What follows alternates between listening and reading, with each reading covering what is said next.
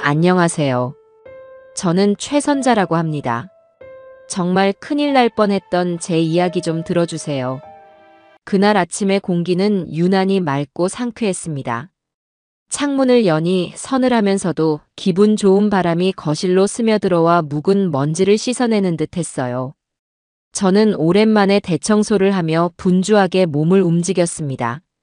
곧 사랑하는 제 딸 현주가 돌아오는 날이었거든요.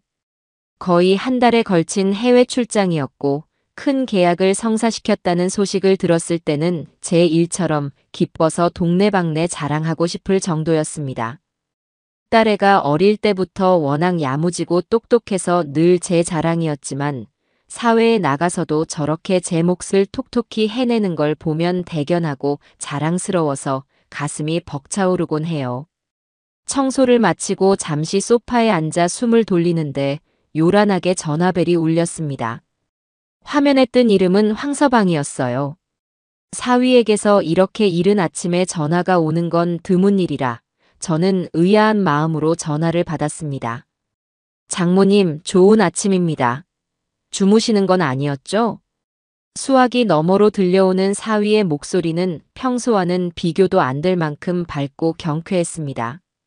결혼하고 몇 년간 들어왔던 그의 목소리는 언제나 공손하긴 했지만 어딘가 거리를 두는 듯한 딱 필요한 용건만 말하는 사무적인 톤이었어요. 그런데 오늘은 마치 친아들이라도 되는 것처럼 살가운 기운이 넘쳐 흘렀습니다. 저는 순간 어색함을 느끼며 답했어요. 아닐세, 황서방. 아침부터 웬일인가? 우리 현주한테 무슨 일이라도 있나?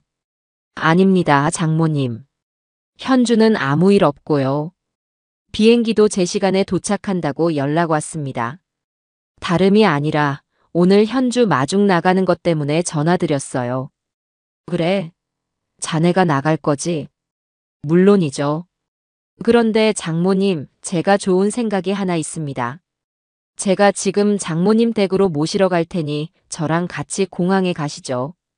현주가 보면 얼마나 깜짝 놀라고 좋아하겠어요? 엄마랑 남편이 같이 마중 나왔다고 하면요. 사위의 제안은 참으로 의외였습니다. 결혼 후 단 한 번도 이런 제안을 한 적이 없었거든요. 명절이나 제 생일에도 늘 현주 등살에 못 이겨 마지못해 얼굴을 비추는 게 전부였던 사람이에요. 심지어 작년 제 생일은 까맣게 잊어버려서 현주가 나중에 알고는 저 몰래 남편과 대판 싸웠다는 이야기도 전해 들었습니다. 그런 사위가 갑자기 저를 직접 모시러 와서 함께 공항에 가자니 이건 해가 서쪽에서 뜰 일이었죠. 장모님, 듣고 계세요? 듣고 있네. 글쎄, 내가 굳이 공항까지 나갈 필요가 있나. 자네가 마중 나가면 됐지. 나는 집에서 맛있는 거나 준비하고 있는 게 낫겠네. 저는 저도 모르게 거절의 말을 하고 말았습니다. 마음속에서 무언가 경고등이 울리는 기분이었어요. 이 과한 친절이 낯설고 부담스러웠습니다. 하지만 사위는 포기하지 않았어요. 에이, 장모님. 그러지 마세요. 제가 다 계획이 있습니다. 공항에서 현주 만나서 바로 근사한 레스토랑으로 갈 거예요.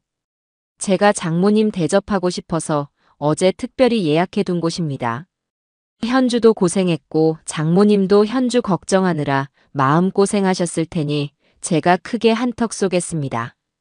그러니 꼭 같이 가셔야 해요. 그의 말은 너무나 논리정연했고 거절할 명분을 찾기 어려웠습니다. 딸을 위한 이벤트라는데 그리고 저를 대접하고 싶다는데 야박하게 거절하는 것도 모양새가 이상했죠. 어쩌면 정말로 사람이 변한 걸지도 모른다고 이제라도 장모에게 잘해야겠다는 생각이 든 건지도 모른다고 스스로를 설득하기 시작했습니다. 알았네. 그럼 준비하고 있을 테니 조심해서 오게. 네, 장모님. 금방 가겠습니다. 예쁘게 하고 계세요. 전화는 그렇게 끊겼습니다. 저는 잠시 멍하니 휴대폰 화면만 바라보았어요. 예쁘게 하고 계세요라니. 평생 사위 입에서 들어볼 거라고는 상상도 못한 말이었죠. 저는 헛웃음을 지으며 자리에서 일어나 외출 준비를 시작했습니다. 옷장 문을 열고 어떤 옷을 입을까 한참을 고민했어요. 사위가 저렇게까지 신경을 쓰는데 너무 초라하게 입고 나갈 수는 없었으니까요. 결국 얼마 전 현주가 사준 아직 한 번도 입지 않은 고운 색의 블라우스와 정장 바지를 꺼내 입었습니다. 준비를 마치고 거울 앞에 서니 어색한 제 모습이 보였습니다. 마음 한구석의 찜찜함은 여전히 사라지지 않았어요. 마치 무언가 중요한 일을 앞두고 있는 사람처럼 심장이 작게 두근거렸습니다. 왜일까요? 사위의 갑작스러운 변화가 반갑고 기뻐야 하는데 왜 저는 오히려 불안한 마음이 드는 걸까요? 저는 고개를 저으며 쓸데없는 생각이라고 치부해버렸습니다. 늙으면 의심만 많아진다는 말이 딱 제 꼴이었어요. 얼마 지나지 않아 초인종이 울렸습니다. 문을 열자 환하게 웃고 있는 황서방이 서 있었습니다. 그런데 그의 모습이 또 한 번 저를 놀라게 했어요. 평소에는 편한 셔츠나 니트 차림만 보았는데 오늘은 머리부터 발끝까지 완벽하게 차려입은 모습이었습니다. 몸에 딱 맞는 짙은 남색 정장에 반짝거리는 구두까지. 마치 중요한 사업 미팅이라도 가는 사람처럼 보였죠. 장모님, 준비 다 되셨어요? 이야, 오늘 정말 고우십니다. 그는 능숙하게 칭찬을 건네며 작은 쇼핑백 하나를 제게 내밀었습니다. 이건 뭔가 별거 아닙니다. 장모님 생각나서 작은 선물 하나 샀어요. 쇼핑백 안에는 예쁜 상자가 들어 있었고 상자를 열자 부드러운 실크 스카프가 모습을 드러냈습니다. 은은한 꽃무늬가 들어간 딱 제 나이대에 어울릴 법한 고급스러운 물건이었어요. 저는 정말이지 할 말을 잃었습니다. 생전 처음 받아보는 사위의 선물이라니. 이건 정말 꿈을 꾸고 있는 게 아닐까 싶었어요. 아니, 이렇게 비싼 걸 뭘. 비싸긴요. 장모님께 비하면 아무것도 아닙니다. 자, 이제 슬슬 출발할까요? 시간이 많지 않습니다. 그는 제 어깨를 가볍게 감싸며 저를 현관 밖으로 이끌었습니다.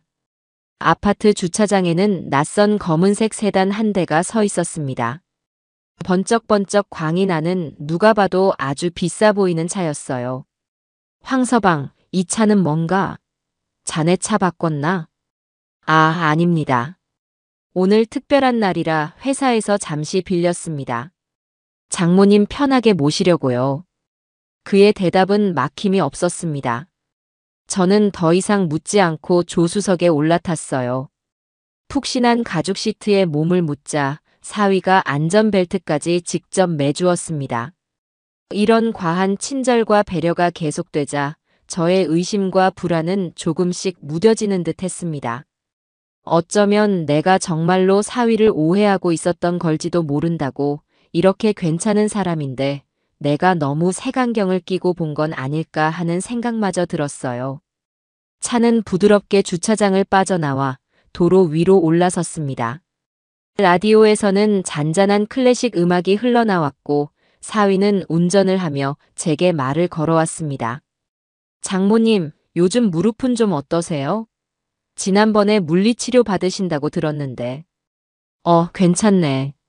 많이 좋아졌어. 다행입니다. 제가 용한 병원 아는 데 있는데 나중에 한번 같이 가시죠. 현주한테만 맡겨둘 게 아니라 저도 챙겨야 하는데 그동안 너무 무심했습니다. 그의 말 한마디 한마디는 흠잡을 데 없이 완벽한 사위의 모습, 바로 그것이었습니다. 하지만 이상하게도 저는 그의 말에 온전히 집중할 수가 없었어요. 그의 눈을 보고 있으면 어딘가 초점이 맞지 않고 불안하게 흔들리는 것이 느껴졌기 때문입니다. 그는 웃고 있었지만 눈은 웃고 있지 않았어요. 저는 애써 그런 생각을 지우려 창밖으로 시선을 돌렸습니다. 맑은 하늘과 빠르게 스쳐 지나가는 풍경을 보며 곧 만날 딸의 얼굴을 떠올렸습니다. 그래, 다 괜찮을 거야. 오늘은 우리 현주가 돌아오는 좋은 날이니까. 나쁜 생각은 하지 말자. 저는 그렇게 몇 번이고 제 자신을 다독였습니다. 차는 시원하게 뚫린 도로를 따라 공항을 향해 달리기 시작했습니다. 적어도 그때까지는 그렇게 믿고 있었습니다. 차 안의 공기는 초반의 어색한 화기애애함이 거치고 점차 편안해지는 듯 했습니다. 사위는 능숙하게 운전을 하며 제게 계속해서 말을 걸어왔어요. 처음에는 제 건강과 안부를 묻더니 이내 화제는 자연스럽게 딸 현주에게로 그리고 우리의 생활로 옮겨갔습니다. 그의 목소리는 라디오에서 흘러나오는 부드러운 현악 사중주 선율처럼 나긋나긋했고 그가 사용하는 단어 하나하나에는 장모님을 위하는 사려 깊은 사위의 마음이 담겨 있는 듯했습니다. 하지만 저는 그 위선적인 선율 아래 숨겨진 불협화음을 분명히 듣고 있었습니다. 장모님, 현주가 이번 출장에서 아주 큰일을 해냈다고 들었습니다. 정말 대단해요. 제가 남편이지만 존경스러울 정도라니까요. 다 장모님께서 현주를 그렇게 훌륭하게 키워주신 덕입니다. 자네 아내가 될 성불은 떡잎이긴 했지. 어려서부터 뭐든 한번 마음먹으면 끝을 봐야 직성이 풀리는 아이였어. 그래도 다 자네가 옆에서 잘 외조해준 덕 아니겠나. 제 입에서는 의례적인 칭찬이 나갔지만 속으로는 몇 년 전 일이 떠올라 씁쓸함을 감출 수 없었습니다. 현주가 지금 회사로 이직하기 전 작은 회사를 다닐 때였어요. 월급은 적었지만 정말 하고 싶은 일이라며 눈을 반짝였었죠. 그때 황서방은 사사건건 현주를 무시했습니다. 그런 푼돈 벌려고 아등바등하는 게 안쓰럽다느니 여자는 그냥 집에서 편하게 살림이나 하는 게 최고다라는 말을 입에 달고 살았었죠. 그랬던 그가 이제 와서 현주가 존경스럽다니. 현주의 연봉이 그의 몇 배가 되고 나서야 비로소 존경심이 생긴 모양이었습니다. 아닙니다. 제가 한 게 뭐가 있겠습니까? 오히려 제가 현주 덕을 많이 보죠. 그런데 장모님, 현주가 저렇게 바쁘게 일하다 보니 장모님 혼자 계시는 시간이 많아서 걱정입니다. 적적하지는 않으세요? 제가 가끔 찾아뵙고 말동무라도 해드려야 하는데 먹고 사는 게 바쁘다는 핑계로 매번 죄송할 따름입니다. 적적할 게 뭐 있나? 나도 내 생활이 있는데. 친구들 만나서 점심도 먹고 복지관 가서 노래도 배우고. 자식들 다 커서 제 앞가림하면 부모는 그걸로 족한 거지. 그래도 자식된 도리로서는 마음이 쓰이는 게 사실입니다. 현주랑 저랑 사는 아파트로 들어오셔서 같이 사는 건 어떠세요? 저희가 꼭 모시고 싶습니다. 장모님 사실 지금 그 집도 오래되어서 수리할 곳도 많지 않습니까? 겨울엔 춥고 여름엔 더워서 현주가 늘 마음에 걸려 합니다. 참으로 달콤하고 그럴싸한 제안이었지만 저는 그 말 속에 교묘하게 숨겨진 가시를 느꼈습니다. 그는 마치 저를 위하는 척 말하고 있었지만 그의 진짜 관심사는 제 아니가 아니라 집이라는 것을 직감할 수 있었어요. 예전에 그가 친구와 동업했다가 가게를 말아먹고 현주 몰래 제게 손을 벌렸던 적이 있었습니다. 그때 거절했더니 한동안 저를 없는 사람 취급하며 쌀쌀맞게 굴었던 기억이 생생했죠. 그런 그가 갑자기 저를 모시고 싶다니. 저는 단번에 고개를 저었습니다. 마음만 고맙게 받겠네. 나는 지금 사는 이 집이 편하고 좋아. 자네들한테 짐 되기도 싫고. 이 집은 현주 아빠랑 나랑 평생 땀 흘려 마련한 집이야. 내 손때 묻지 않은 곳이 없어. 여기서 남은 인생 조용히 보내는 게 내 마지막 소원일세. 저는 일부러 현주 아빠 이야기를 꺼내며 이 집이 저에게 어떤 의미인지를 분명히 했습니다. 제 단호한 대답에 사위의 눈빛이 순간 차갑게 변하는 것을 저는 놓치지 않았습니다. 하지만 그는 금세 표정을 바꾸고 사람 좋은 미소를 지으며 말을 이었어요. 장모님 마음이 그러시다면 어쩔 수 없죠. 하지만 제 말은 그 집을 영영 떠나시라는 게 아닙니다.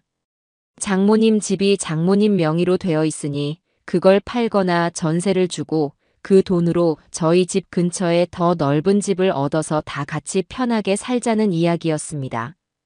그럼 장모님도 저희 가까이서 챙겨드릴 수 있고 나중에 저희가 그 집을 다시 사드릴 수도 있는 거고요. 일종의 재테크라고 생각하시면. 그 순간이었습니다. 재테크라는 단어가 제 귀에 비수처럼 날아와 박혔습니다. 저는 사위의 말이 채 끝나기도 전에 심장이 쿵 하고 얼음물 속으로 내려앉는 것을 느꼈습니다. 오늘 아침부터 이어졌던 모든 과한 친절과 어색한 행동들. 비싼 양복, 낯선 고급차, 실크 스카프 선물. 이 모든 것들이 결국 이 이야기를 하기 위한 포석이었구나. 제 피가 차갑게 식는 기분이었습니다. 제 표정이 굳어지는 것을 느꼈는지 사위는 황급히 핸들을 고쳐 잡으며 말을 돌렸습니다. 아, 제 말이 너무 앞서 나갔습니다. 죄송합니다, 장모님. 그냥 현주가 장모님 걱정을 많이 하길래 저도 모르게 그만. 이건 없던 얘기로 하죠. 나중에 현주 오면 다 같이 편하게 이야기해보면 되니까요. 그는 멋쩍은 듯 헛기침을 했지만 이미 엎질러진 물이었습니다. 제 머릿속에서는 방금 전의 대화가 계속해서 맴돌며 불길한 예감을 증폭시키고 있었어요. 차가 커다란 갈림길에 들어섰을 때 저는 무심코 전방의 교통 표지판을 보았습니다. 푸른색 바탕에 하얀 글씨로 인천국제공항이라고 쓰인 표지판이 오른쪽 차선을 명확하게 가리키고 있었죠. 당연히 우리 차는 오른쪽으로 방향을 틀어야 했습니다. 하지만 사위의 차는 망설임 없이 왼쪽 방향 지시등을 켰고 공항과는 전혀 다른 방향의 음침한 도로로 미끄러져 들어갔습니다. 황서방. 제 목소리는 낮고 차갑게 울렸습니다. 길을 잘못 든 것 같은데. 공항은 오른쪽이었네.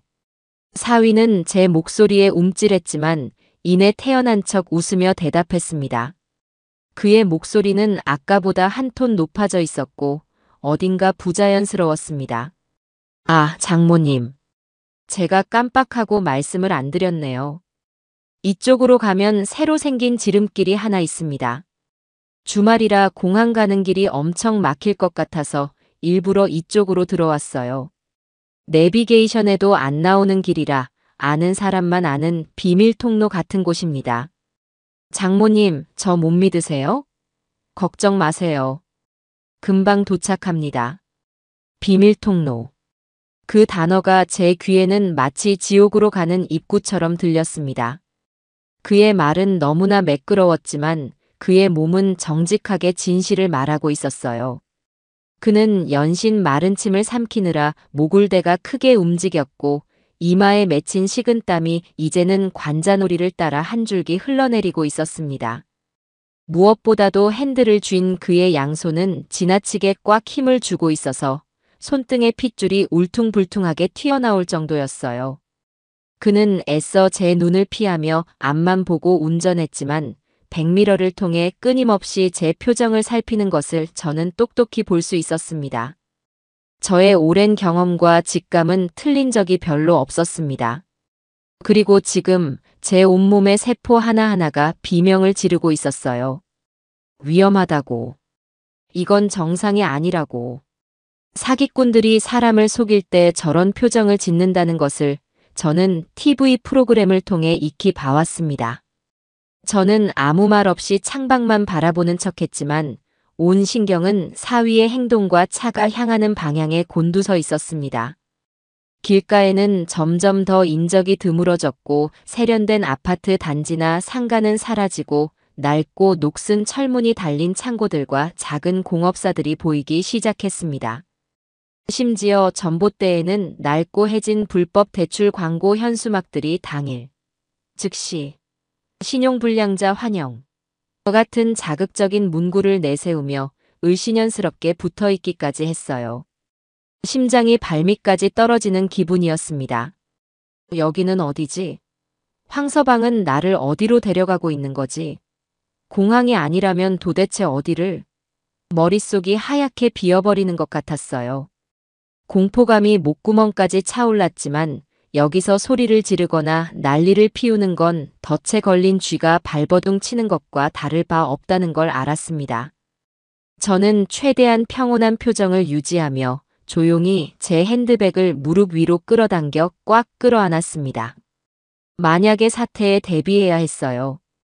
그러다 문득 아까 사위가 했던 말이 악몽처럼 머릿속을 스쳐 지나갔습니다. 장모님 집이 장모님 명의로 되어 있으니 그걸 팔거나 설마 아무리 돈에 미쳤어도 장모를 하나뿐인 아내의 어머니를 상대로 그런 끔찍한 짓을 할 리가 없다고 생각하면서도 심장은 더욱더 불안하게 방망이질 쳤습니다. 저는 마른 침을 삼키며 조수석 문 손잡이를 슬쩍 내려다보았습니다. 그리고 언제든 문을 열고 뛰쳐나갈 수 있도록 마음의 준비를 하기 시작했어요. 차 안을 가득 채우고 있던 감미로운 클래식 음악은 어느새 제게 다가올 불행을 예고하는 장송곡처럼 소름 끼치게 들리고 있었습니다. 차 안의 공기는 얼음장처럼 차갑고 무겁게 가라앉아 있었습니다. 라디오에서 흘러나오는 바이올린 소리가 신경질적으로 귓가를 긁어대는 것 같았어요. 저와 사위, 둘 중 누구도 먼저 입을 열지 않았습니다. 이미 서로의 의중을 눈치챈 포커 선수들처럼 우리는 침묵 속에서 보이지 않는 수싸움을 벌이고 있었죠. 그는 오직 운전에만 집중하는 척했지만 저는 그가 백미러를 통해 끊임없이 저를 감시하고 있다는 것을 느낄 수 있었습니다. 그의 턱에는 긴장으로 인한 경련이 가늘게 일었고 아침에 그토록 빳빳하던 하얀 와이셔츠 깃은 식은땀으로 축축하게 젖어들고 있었죠. 이제 그의 얼굴에서는 아침에 보여주었던 사람 좋은 미소는 온데간데 없이 사라지고 벼랑 끝에 몰린 자의 초조함과 다급함만이 역력했습니다.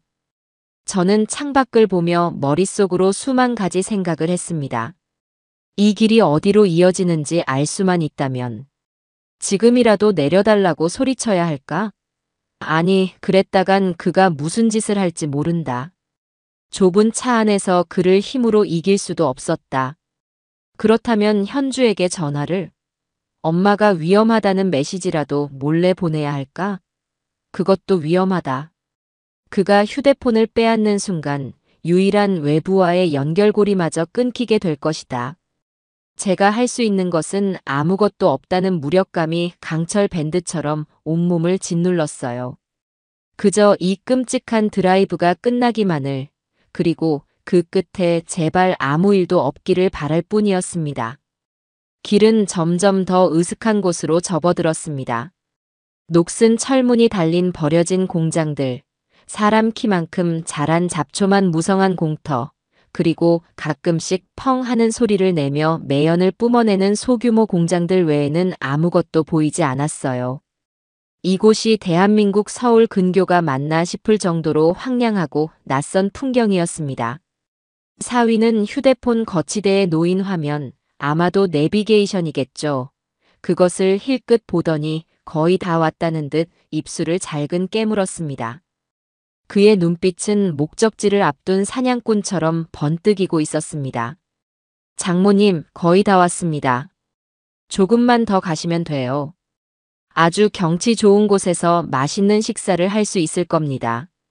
그의 목소리는 모래가 낀 것처럼 갈라져 나왔습니다.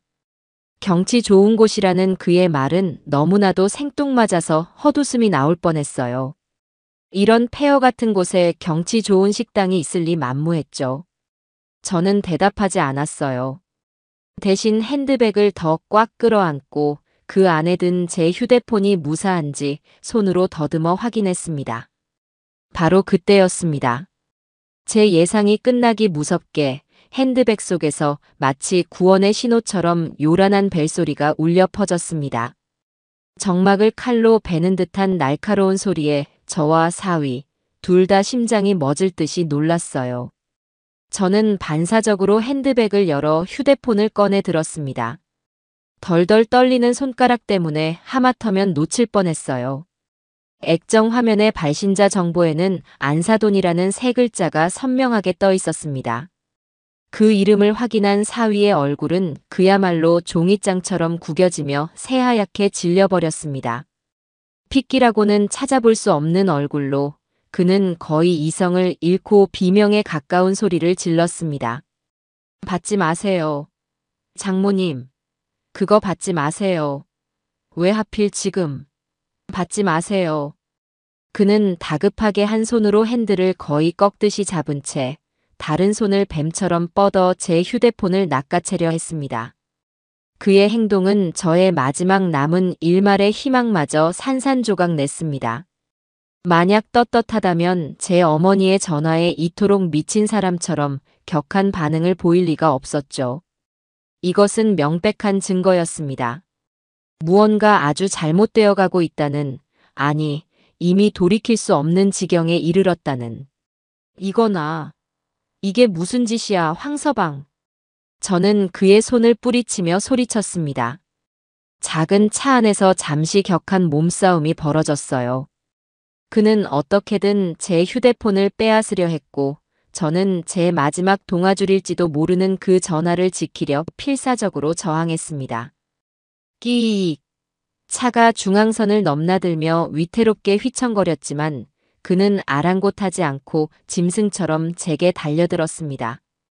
그의 눈에는 더 이상 이성이라고는 찾아볼 수 없었어요. 오직 자신의 모든 것이 무너지는 것을 목격한 자의 공포와 바락만이 가득했습니다. 제발요, 장모님. 그거 받으시면 안 됩니다. 제가 다 설명해 드릴게요. 이건 오해입니다. 제발. 그의 애원은 처절했지만 저는 그의 말을 더 이상 믿을 수 없었습니다. 저는 온 힘을 다해 그의 팔꿈치를 핸드백 모서리로 내리찍었습니다. 악! 하는 소리와 함께 그가 잠시 주춤하는 사이 저는 떨리는 엄지손가락으로 통화 버튼을 힘껏 슬라이드했습니다. 여보세요. 제가 다급하게 외치자마자 수화기 너머에서는 이미 무언가 폭발하고 있었습니다. 그것은 안사돈의 목소리였지만 제가 알던 그 차분하고 온화한 목소리가 아니었어요. 거의 실신 직전인 사람처럼 세상의 모든 공포와 절망을 담아 지르는 처절한 절규였습니다. 사돈. 들려요? 내 말 들려요? 사돈. 다행이다. 전화 받아서. 네, 사돈. 들려요. 무슨 일이에요? 왜 그러세요? 지금 당장 차에서 내리세요. 아무것도 묻지도 따지지도 말고 그냥 뛰어내리세요. 거기가 어디든 상관없으니까. 그냥 차에서 내려요. 제발 내 말 좀 들어요. 안사돈의 목소리는 울음과 뒤섞여 제대로 이어지지 않았습니다. 수화기 너머로 무언가 종이를 황급히 뒤적이는 소리, 그리고 그녀가 천식이 있는 사람처럼 가쁘게 숨을 몰아쉬는 소리가 생생하게 들려왔어요. 황서방, 차 세워. 당장 세우지 못해. 저는 사위를 향해 고함을 질렀습니다. 하지만 그는 제 말을 무시한 채 오히려 가속 페달을 지하실까지 닿을 듯이 깊이 밟았습니다. 그의 얼굴은 이제 하얗다 못해 시퍼렇게 변해 있었고 입에서는 알아들을 수 없는 저주와 중얼거림이 새어나왔습니다. 다 끝났어. 이제 다 끝났어. 어머니가 어떡해. 전화는 끊기지 않은 채 계속 이어지고 있었습니다. 안사돈의 울부짖음이 제 귓전을 계속해서 때렸어요. 그놈이, 내 아들이라고도 할 수 없는 그놈이 사돈한테 못할 짓을 하려고 해요. 내가 방금 서랍에서 다 봤어요. 사돈 인감증명서랑 위임장 위조한 거. 사돈 집을 담보로 사채를 쓰려고. 빚보증을 세우려고. 내가 다 봤어요. 그러니 제발 내 말 들어요, 사돈. 그 차에 계속 있으면 인생 통째로 망가져요. 당장 내리세요. 이제 모든 퍼즐 조각이 섬광처럼 맞추어졌습니다. 아침부터 이어졌던 과한 친절, 값비싼 선물과 낯선 고급차, 공항이 아닌 낯선 길, 그리고 제 집을 팔자는 이야기까지. 이 모든 것이 저를 빚더미 구렁텅이에 쳐넣기 위한 거대한 사기극의 일부였던 것입니다. 배신감보다 먼저 온몸의 피가 차갑게 식는 듯한 공포가 밀려왔습니다. 딸의 남편이라고 가족이라고 믿었던 사람이 제 인생을 통째로 집어삼키기 위해 거대한 덫을 놓고 저를 그 안으로 끌어들인 것이었습니다. 안사돈의 절규가 귓가를 맴도는 동시에 황서방의 파랗게 질린 얼굴이 시야에 박혔습니다. 그 순간 제 머릿속을 지배하던 모든 공포와 혼란이 거짓말처럼 사라졌어요. 마치 찬물을 머리부터 뒤집어 쓴 것처럼 정신이 번쩍 들었습니다. 대신 그 자리를 차갑고 날카로운 이성이 차지했습니다. 살아야 한다. 여기서 벗어나야 한다. 이 쇠로된 광 같은 차에서 내리는 것만이 내가 살 길이다. 그 생각 하나만이 제 머릿속을 가득 채웠습니다. 저는 더 이상 사위에게 차를 세우라고 소리치지 않았습니다. 그래봤자 소용없다는 것을 깨달았기 때문이에요. 그는 이미 이성을 잃었고 자신의 완벽했던 계획이 어머니의 전화 한 통으로 실패했다는 절망감에 사로잡혀 무슨 짓을 할지 모르는 상태였습니다. 어쩌면 이대로 저를 어딘가에 가둬두고 협박할지도 모를 일이었죠. 이제 믿을 것은 오직 제 자신뿐이었습니다. 저의 판단력과 결단력에 제 남은 인생이 달려 있었습니다. 저는 겉으로는 넋이 나간 사람처럼 모든 것을 포기한 듯이 창밖만 바라보는 척 연기했습니다. 하지만 제 눈은 미친 듯이 주변 상황을 살피고 있었어요.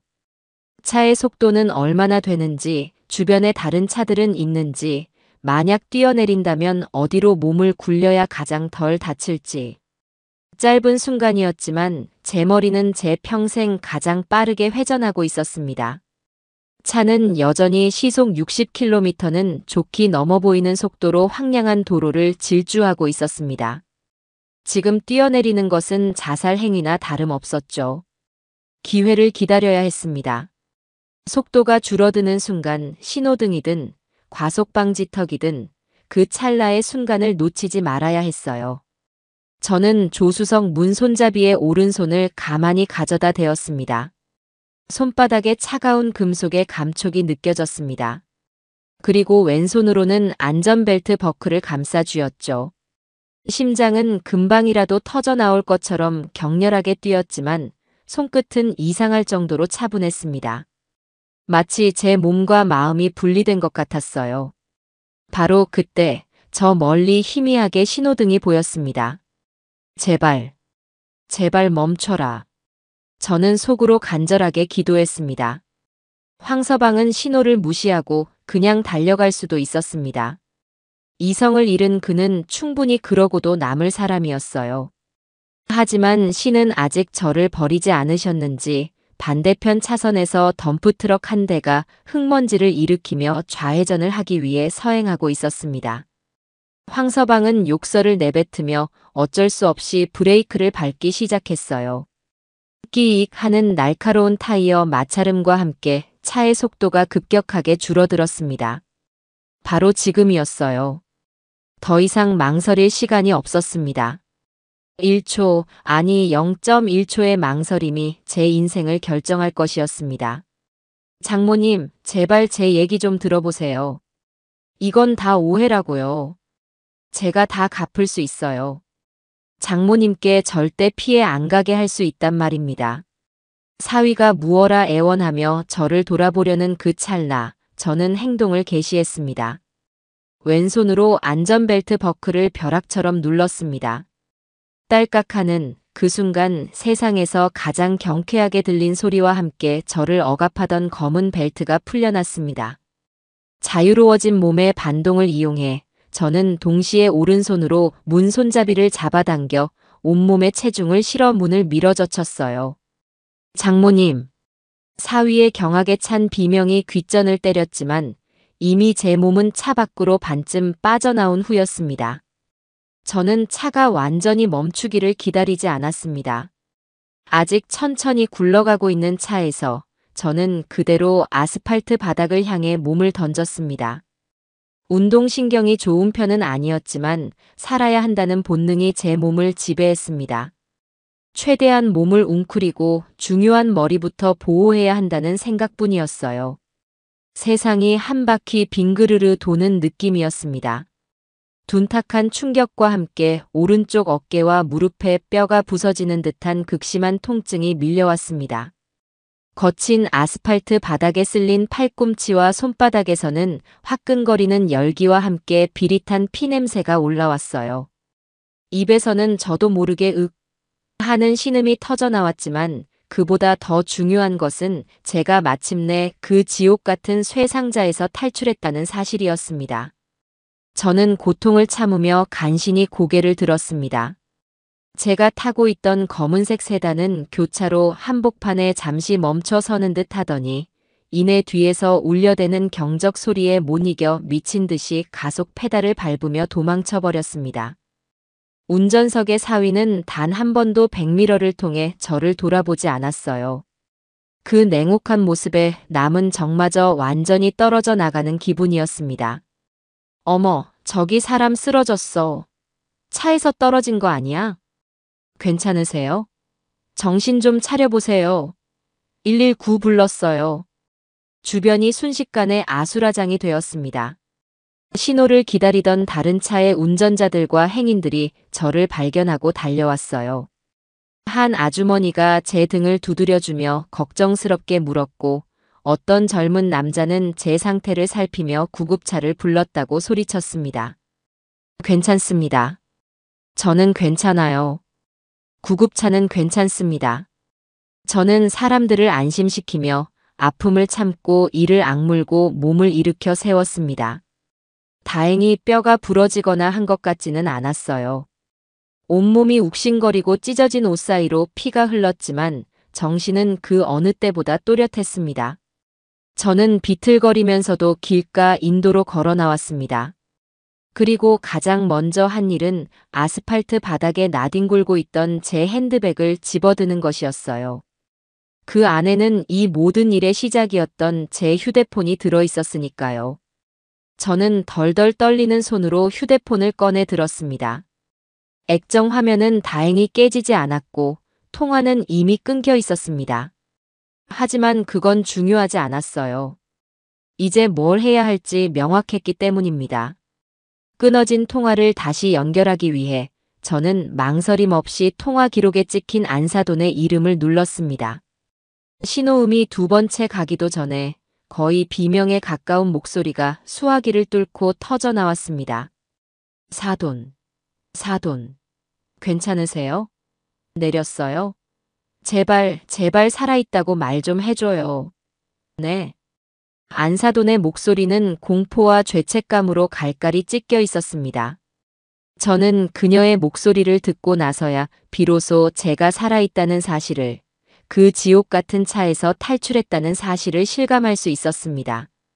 다리에 힘이 풀려 휘청거리는 몸을 간신히 근처 건물 벽에 기댔습니다. 네, 사돈 저 내렸어요. 괜찮아요. 살아있습니다. 제 목소리는 저 자신도 놀랄 만큼 갈라지고 쉬어 있었습니다. 마치 모래밭을 맨발로 한참 걸은 사람처럼 건조하고 힘이 없었죠. 그제야 안사돈은 둑이 무너지듯 격렬한 울음소리를 터뜨렸습니다. 아, 하느님 감사합니다. 정말 감사합니다, 사돈. 정말 죄송합니다. 그녀는 한참을 그렇게 울기만 했습니다. 저는 그 울음소리를 들으며 비로소 제가 살아있다는 사실을, 그 지옥 같은 철제관에서 탈출했다는 사실을 뇌의 가장 깊은 곳부터 실감할 수 있었습니다. 다리에 힘이 풀려 휘청거리는 몸을 간신히 근처 건물의 차가운 벽에 기댔습니다. 거친 시멘트 벽이 제 등을 받쳐주지 않았다면 그대로 주저앉았을지도 모릅니다. 사돈, 제가 지금부터 드리는 말씀, 정신 똑똑히 차리고 들으셔야 해요. 제정신이 아니시겠지만 들으셔야 합니다. 제가 오늘 아침에 겪은 일을 전부 다 하나도 빠짐없이 말씀드릴게요. 저는 벽에 등을 기댄 채 눈을 감고 그녀의 말에 모든 신경을 집중했습니다. 안사돈의 이야기는 한편의 끔찍한 악몽, 제가 주인공 중 한 명이었던 잔혹극의 전말이었습니다. 그녀의 이야기에 따르면 모든 것은 몇 주 전, 아니 어쩌면 몇 달 전부터 시작되었다고 합니다. 황서방의 행동이 눈에 띄게 이상해졌다는 것이었죠. 늘 정해진 시간에 퇴근하던 그가 밤늦게 술에 취해 들어오는 일이 잦아졌고 씻지도 않은 채 소파에 쓰러져 잠드는 날이 많아졌다고 해요. 밤늦게까지 잠을 자지 않고 서재에서 무언가 서류를 뒤적이는가 하면 낯선 번호로 걸려온 전화를 받을 때면 베란다로 나가 문을 닫고 마치 누군가와 싸우는 것처럼 격앙된 목소리로 소곤거리는 일이 잦았다고 합니다. 처음에는 그저 새로 시작한 사업 때문에 스트레스가 심한가 보다 하고 대수롭지 않게 넘겼답니다. 아들이 힘들어하는 것 같아 보양식이라도 챙겨주려 하면 그는 신경질적으로 제발 좀 내버려 두세요. 라고 소리치며 그녀를 밀어내기까지 했다고 합니다. 하지만 며칠 전부터는 사돈, 집에까지 험악한 인상의 남자들이 찾아왔어요.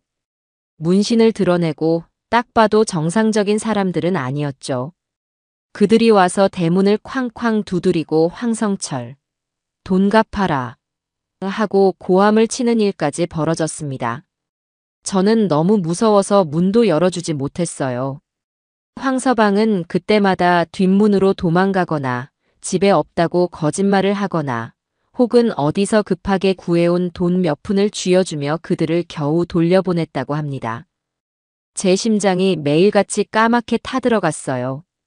어머니의 직감으로 뭔가 아주 큰일이 돌이킬 수 없는 일이 터졌다는 것을 느낀 저는 오늘 아침 아들이 장모님 모시고 공항 간다며 콧노래까지 부르며 나가는 그 모습을 보고 너무 이상해서 그놈이 나간 사이 서재를 살펴보기로 마음먹었던 겁니다. 저는 숨을 죽이고 그녀의 이야기에 귀를 기울였습니다. 처음에는 그냥 책상 위만 봤어요. 그런데 서랍 하나가 굳게 잠겨 있더군요.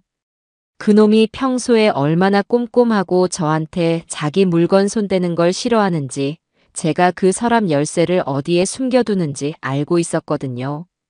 오래된 앨범 상자 뒤 액자 밑에 붙여두는걸요. 제가 떨리는 손으로 그 열쇠를 찾아 서랍을 여는 순간 제 심장이 쿵 하고 바닥까지 내려앉는 것 같았어요. 안에는 사돈 온갖 대출 서류랑 최종 통보라는 붉은 글씨가 찍힌 독촉장들이 수북하게 쌓여 있더군요.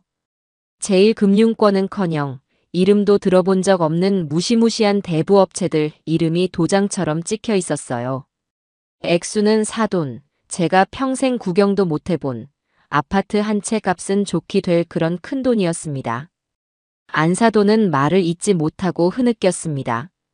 저는 그저 침묵 속에서 그 상상할 수 없는 액수가 불러올 파국을 짐작하며 그녀가 다음에 할 말을 기다릴 뿐이었어요. 그것만 해도 기가 막히고 피가 거꾸로 솟았는데 서류 더미 맨 밑에서 누런 서류 봉투 하나를 발견했어요. 그런데 거기에는 제 아들 이름이 아니라 사돈의 이름 석자, 최선자가 적혀 있었어요. 제 심장이 멎는 것 같았습니다. 온몸의 피가 발끝으로 쏠리며 차갑게 식어버리는 기분이었습니다. 제가 손을 벌벌 떨면서 그 봉투를 열어봤어요. 봉투 안에는 사돈의 인감증명서가 들어있었어요. 불과 한 달 전에 발급된 아직 온기가 가시지 않은 아주 깨끗한 걸로요. 그리고 제 눈을 의심했어요. 사돈의 인감도장이 선명하게 찍힌 위임장이 있더군요. 상기 본인은 최선자이며 모든 부동산 관련 권한 일체를 아들 황성철에게 위임함. 그렇게 아주 또렷한 글씨로 쓰여 있었어요. 사돈, 혹시 황서방한테 인감도장 맡기신 적 있으세요? 제발 아니라고 말해주세요. 아니요. 단 한 번도. 내 인감은. 내 평생과도 같은 그 인감은 안방 장롱 깊숙한 곳, 아무도 모르는 곳에 있는데. 순간 뇌리를 번개처럼 스치는 기억이 있었습니다. 제 목소리가 저도 모르게 잠겨 들어갔습니다. 한 달 전쯤 주말 오후였어요. 황서방이 현주와 함께 과일 바구니를 사들고 집에 찾아왔었습니다. 그리고는 현주가 보는 앞에서 아주 공손하고 난처한 표정으로 말했었죠. 장모님, 죄송하지만 현주 이름으로 청약 통장을 하나 만드는데 세대주이신 장모님 인감도장이 급하게 필요하다고 합니다. 제가 지금 바로 동사무소 가서 서류만 떼고 1시간 안에 돌려드리겠습니다. 현주가 옆에 있었기에, 그리고 청약 통장이라는 말에 저는 아무 의심 없이 장롱 깊숙한 곳에서 인감 도장을 꺼내 주었습니다. 그는 고맙다고 몇 번이고 허리를 숙였고 약속대로 정확히 1시간 뒤에 돌아와 제게 도장을 돌려주었습니다. 바로 그 짧은 시간에, 그 찰나의 시간에 그는 제 인감 도장을 몰래 파서 위조하고 제 명의를 도용해 구청에서 인감증명서까지 발급받았던 것입니다. 제 선의와 신뢰를, 딸의 존재를 방패 삼아 가장 비열한 방식으로 뒤통수를 친 것이었습니다. 온몸에 소름이 돋고 치가 떨렸습니다. 안사돈의 이야기는 거기서 끝나지 않았습니다. 그녀의 목소리는 이제 거의 신라처럼 가늘게 떨리고 있었습니다. 그리고 맨 마지막 장의 사돈, 그놈의 진짜 계획이 있었어요. 작은 수첩을 찢은 메모지였는데 거기에 날짜별로 빼곡하게 적어놓은 계획서였어요. 오늘은 8월 18일이라고 붉은 펜으로 커다랗게 동그라미가 쳐져 있고 그 옆에는 이렇게 쓰여 있더군요. 오전 10시 장모님 픽업 공항 핑계. 오전 11시 30분 금융 파이낸셜 사무실 도착. 최종 계약서 날인. 그 밑에는 사돈의 아파트 주소와 함께 담보가치 최대 3억 원, 당일 즉시 대출 가능이라고 적혀 있었어요. 금융 파이낸셜. 아까 차를 타고 지나오던 길, 음습하고 낡은 건물 외벽에 붙어있던 바로 그 대부업체 간판 이름이었습니다. 그놈은 저를 공항으로 데려가던 게 아니었습니다. 귀국하는 딸을 마중 나간다는 세상에서 가장 성스럽고 아름다운 거짓말로 저를 유인해 사채업자 소굴로 끌고 가 제 평생이 담긴 집을 담보로 피 같은 돈을 얻어내려던 것이었어요. 만약 제가 그 계약서에 도장을 찍었다면 저는 평생을 바쳐 일군 제 집을 잃고 길거리에 나앉게 되었을 겁니다. 아니, 어쩌면 그놈은 순순히 도장을 찍지 않으려는 저를 그 으슥한 곳에서 협박했을지도 모를 일입니다. 제가 그 메모를 보고 너무 놀라서 손에 잡히는 대로 서류를 전부 쓸어 담고 사돈께 바로 전화를 드린 거예요. 혹시라도 설마 하면서도 그놈 차를 타셨을까봐. 정말 다행입니다. 정말 하늘이 도우셨어요. 안사돈의 목소리를 들으며 저는 분노로 온몸이 부들부들 떨리는 것을 느꼈습니다. 이것은 단순한 금전 문제가 아니었습니다. 이것은 인간의 신뢰와 가족이라는 이름에 대한 가장 잔인한 배반이었습니다. 지난 몇 년간 저를 장모님, 장모님이라 부르며 제 딸 옆에 서 있던 그 남자가 처음부터 저를 언제든 팔아치울 수 있는 재산으로만 보고 있었다는 명백한 증거였습니다. 그의 친절, 그의 미소, 그의 모든 것이 거대한 사기극을 위한 연기였던 것입니다. 저는 벽에 기대고 있던 몸을 바로 세웠습니다. 울음이 나오지 않았어요. 대신 차갑고 단단한 분노가 용암처럼 제 머리끝까지 차올랐습니다. 사돈. 그 서류들 지금 전부 가지고 계신 거죠? 원본 그대로요. 네, 물론이죠. 봉투에 담아서 지금 제 품에 꼭 안고 있어요. 전부 다요. 좋습니다. 지금 당장 경찰서에서 만나죠. 사돈 계신 곳에서 가장 가까운 경찰서로 가세요. 저도 지금 바로 그쪽으로 가겠습니다. 더 이상 지체할 시간이 없습니다. 제 단호한 목소리에 안사돈은 잠시 놀란 듯 했지만 이내 결연한 목소리로 대답했습니다. 네, 사돈. 알겠습니다. 지금 바로 출발할게요. 저도 더는 제 아들을 감싸줄 수 없습니다. 전화를 끊자 주변의 소음이 다시 제 귀로 맹렬하게 돌아왔습니다. 어느새 구급차까지 와서 사이렌을 울리고 있었고 구급대원 한 분이 제게 다가와 걱정스러운 얼굴로 상태를 물었습니다. 어르신 괜찮으세요? 상처가 심합니다. 병원으로 가셔서 치료부터 받으셔야 합니다. 저는 고개를 저었습니다. 제 눈빛을 본 구급대원은 잠시 움찔하는 듯 했습니다. 아니요. 저는 괜찮습니다. 살같이 좀 긁힌 것뿐이에요. 병원보다 100배, 천배는 더 급하게 가야 할 곳이 있습니다. 지금 가지 않으면 제 인생이 송두리째 뽑히게 생겼습니다. 저는 제 몸을 부축하려는 구급대원의 손을 정중하지만 단호하게 물리치고 도로를 향해 비틀거리며 걸어 나갔습니다. 그리고 피가 흐르는 손을 들어 마치 전쟁터로 향하는 장수처럼 망설임 없이 택시를 잡았습니다. 택시가 제 앞에 멈춰 서자 저는 뒷좌석에 몸을 싣고 기사에게 말했습니다. 경찰서로 가주세요. 신호 무시해도 좋으니 최대한 빨리요. 제 얼굴은 아마 상처와 흙먼지 그리고 식은땀으로 엉망이었을 겁니다. 하지만 백미러에 비친 제 눈빛만큼은 그 어느 때보다도 차갑고 단단하게 빛나고 있었습니다. 이제 이 지옥 같은 연극을 끝낼 시간이었습니다. 그리고 그 연극의 감독과 주연 배우였던 그놈에게 가장 처절한 대가를 치르게 할 시간이었습니다. 택시 뒷좌석에 몸을 싣자 참고 있던 고통이 한꺼번에 몰려오는 듯 했습니다. 아스팔트에 쓸린 무릎과 팔꿈치는 불에 댄 것처럼 화끈거렸고 충격을 받은 어깨는 누가 바늘로 쑤시는 것처럼 욱신거렸어요. 하지만 그런 육체적인 고통은 지금 제가 느끼는 심적인 고통에 비하면 아무것도 아니었습니다. 택시 차창 밖으로 빠르게 스쳐 지나가는 풍경을 보며 제 머릿속은 복잡한 생각들로 들끓었습니다.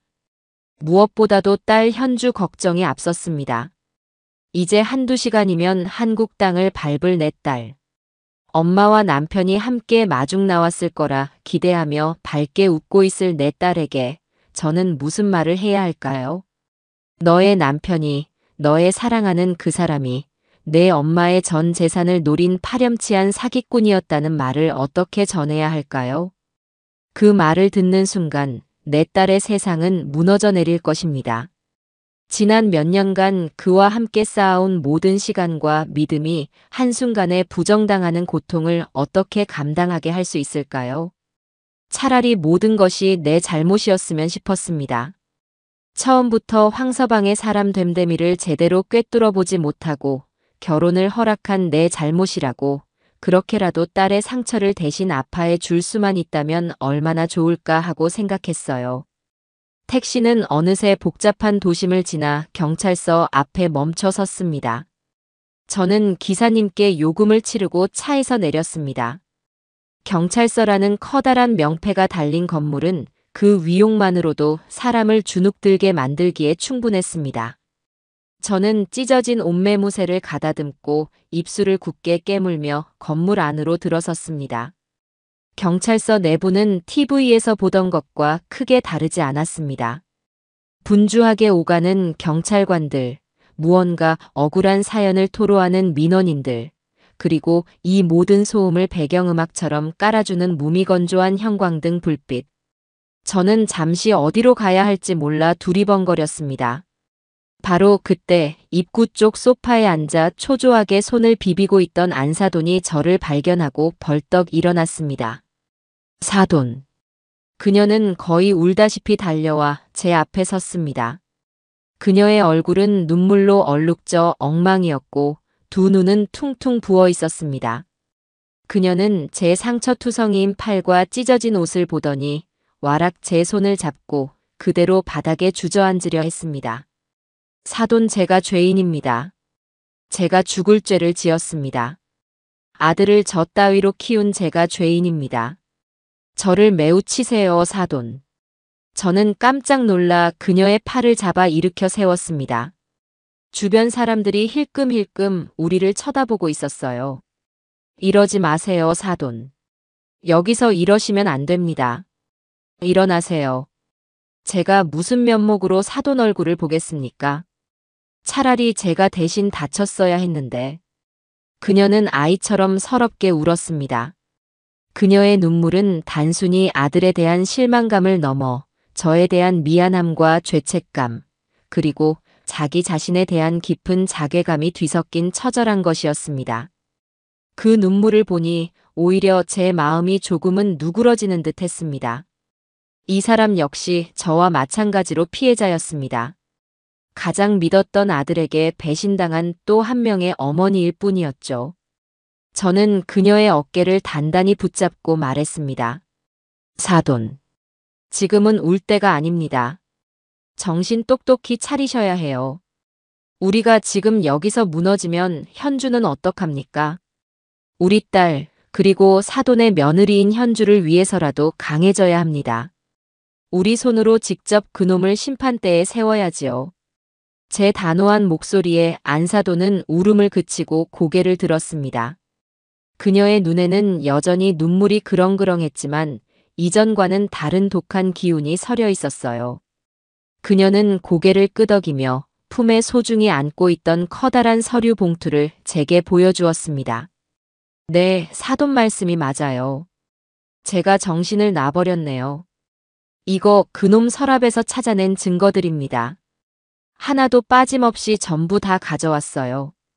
우리는 함께 민원실을 지나 형사과로 향했습니다. 복도를 걷는 동안 안사돈은 제게 또 다른 충격적인 사실을 털어놓았습니다. 황서방의 빚은 이번이 처음이 아니라는 것이었어요. 결혼 전에도 주식 투자로 큰 빚을 져서 안사돈이 집을 줄여가며 겨우 막아준 적이 있었고, 결혼 후에도 현주 몰래 사업을 벌였다가 실패해서 안사돈의 퇴직금까지 끌어다 썼다는 것이었습니다. 그때 제가 그놈 버릇을 단단히 고쳐놨어야 했는데, 내 아들이니까 한 번만 더 믿어보자 했던 게 이렇게까지 될 줄은 몰랐습니다. 현주한테 너무 미안해서 얼굴을 들 수가 없어요. 기가 막혔지만 지금은 과거를 탓할 때가 아니었습니다.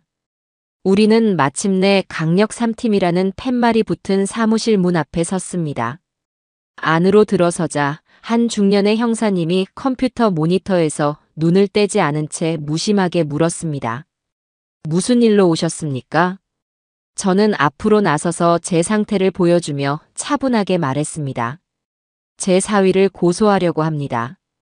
제 말에 형사님은 그제야 고개를 들고 저와 안사돈을 번갈아 쳐다보았습니다. 그의 눈에는 또 무슨 막장 드라마 같은 사연인가 하는 지겨움과 회의감이 서려 있었어요. 하지만 안사돈이 책상 위로 서류 봉투를 쏟아내자 그의 표정이 미세하게 변하기 시작했습니다. 봉투 안에서는 위조된 제 인감증명서와 위임장, 인감도장, 그리고 사채업체의 대출 신청서와 황서방이 직접 작성한 범행 계획 메모까지 그의 죄를 입증할 증거들이 차고 넘치게 쏟아져 나왔습니다. 안사돈은 떨리는 목소리로 이 서류들을 발견하게 된 경위를 설명했고, 저는 오늘 아침부터 그놈의 차에서 뛰어내리기까지의 과정을 차분하지만 단호하게 진술했습니다. 제 찢어진 옷과 온몸의 상처는 그 어떤 말보다도 더 강력한 증거가 되어주고 있었습니다. 저와 안사돈의 진술이 이어지는 동안 형사님의 표정은 초기 냉소적인 태도에서 점차 심각한 표정으로, 그리고 나중에는 경악과 분노로 바뀌어 갔습니다. 그는 서류들을 하나하나 꼼꼼히 살피고 우리에게 몇 가지 추가 질문을 던지며 사건의 전말을 파악해 나갔습니다. 이건 죄질이 아주 나쁜데요. 단순 사기가 아니라 가족을 상대로 한 계획적인 중범죄입니다. 진술을 모두 마쳤을 때 형사님은 자리에서 일어나며 말했습니다. 두 분은 잠시만 여기 앉아 계십시오. 당장 팀원들 소집해서 범인 위치 추적 시작하겠습니다. 휴대폰만 켜져 있다면 금방 잡을 수 있습니다. 그의 말을 듣는 순간 안도감과 함께 새로운 걱정이 밀려왔습니다. 딸 현주. 이제 곧 공항에 도착할 시간이었어요. 남편이 마중 나오지 않는 것을 이상하게 생각하고 전화를 걸었을 때 만약 전원이 꺼져 있다면 딸은 분명 불안해하며 제게 먼저 전화를 할 것이었습니다. 저는 그 전화를 어떻게 받아야 할까요? 마치 제 마음을 읽기라도 한 듯 형사님이 물었습니다. 따님분은 이 사실을 알고 계십니까? 저는 고개를 저었습니다. 아니요. 이제 곧 귀국합니다. 아무것도 몰라요. 그 순간 저는 결심했습니다. 이 모든 끔찍한 진실을 다른 사람이 아닌 제 입으로 직접 전해야만 한다고. 내 딸이 받을 상처를 내가 직접 보듬어 안아야만 한다고. 저는 안사돈을 바라보았습니다. 그녀의 눈에도 저와 같은 결심이 서려 있었습니다. 저는 휴대폰을 꺼내 들었습니다. 제가 현주에게 전화해야겠습니다. 이제 이 비극의 마지막 막을 올릴 시간이었습니다. 형사과 사무실 한쪽 구석, 먼지 쌓인 캐비닛 옆에 서서 저는 딸의 번호를 눌렀습니다. 짧은 통화 연결음이 울리는 동안 제 심장은 천근만근의 무게추를 단 것처럼 바닥으로 가라앉는 듯 했어요. 손끝은 차갑게 식어 있었고 등으로는 식은땀이 한 줄기 흘러내렸습니다. 몇 번의 신호음이 더 이어진 후에야 드디어 수화기 너머에서 제가 그토록 그리워하고 또 두려워했던 목소리가 들려왔습니다. 엄마, 나 막짐 찾았어. 비행기 연착도 안 되고 제 시간에 딱 도착했네. 근데 성철 씨는 어디야? 전화했는데 안 받네. 엄마랑 같이 오고 있는 거지? 딸의 목소리는 한 달간의 고된 출장을 성공적으로 마친 사람 특유의 밝고 활기찬 에너지로 가득 차 있었습니다. 그 목소리를 듣는 순간 제 목구멍에서는 뜨거운 무언가가 울컥 치밀어 올랐습니다. 하지만 저는 그것을 간신히 억누르고 최대한 아무렇지 않은 척 목소리를 가다듬었습니다. 지금 제가 무너지면 모든 것이 끝장이었어요. 현주야, 엄마 말 잘 들어. 지금부터 엄마가 하는 말, 토달지 말고 그대로 해야 한다. 응. 엄마 목소리가 왜 그래? 무슨 일 있어? 그리고 왜 이렇게 주변이 시끄러워? 아무것도 묻지 마. 그리고 황서방한테 절대 전화하지 말고. 그냥 택시 타고 엄마가 지금 보내주는 주소로 와. 아주 중요한 일이야. 알았지? 제 목소리는 저도 모르게 떨리고 있었습니다. 딸은 제 심상치 않은 분위기를 금세 눈치챘습니다.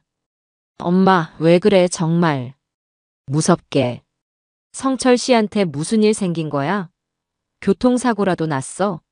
엄마는 괜찮은 거야? 제발 무슨 일인지 말 좀 해줘. 딸은 거의 울먹이고 있었습니다.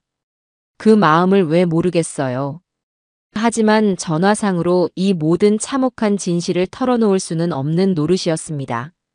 저는 눈을 질끈 감고 제 평생에서 가장 모진 엄마가 되기로 마음먹었습니다. 잔말 말고 엄마가 시키는 대로 해. 그리고 택시 타면 기사님 바꿔줘. 이건 부탁이 아니라 명령이야. 전화를 끊고 저는 메시지를 딸에게 보냈습니다. 그리고 잠시 후 딸에게서 다시 전화가 걸려왔고 수화기 너머에서는 낯선 남자의 목소리가 들렸습니다. 택시 기사님이었습니다.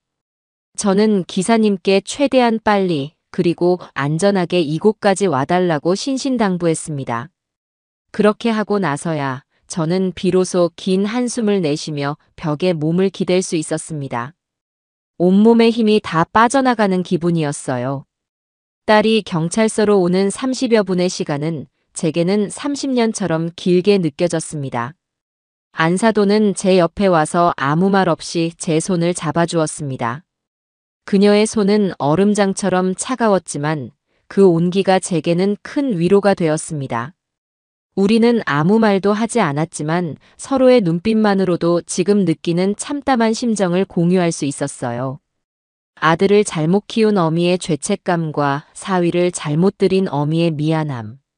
그리고 사랑하는 딸과 며느리가 받게 될 상처에 대한 깊은 슬픔이 우리 두 사람 사이에 무겁게 흘렀습니다. 그때 사무실 문이 열리며 아까 그 형사님이 들어왔습니다. 그의 얼굴은 상기되어 있었습니다. 찾았습니다. 범인 황성철. 지금 강남에 있는 한 오피스텔 건물에 있습니다. 금융 파이낸셜이라는 대부업체 사무실이 그곳에 있는 것으로 확인됐습니다. 아마 보증인인 어머님이 나타나지 않자 그곳에서 안절부절 못하고 있는 것 같습니다.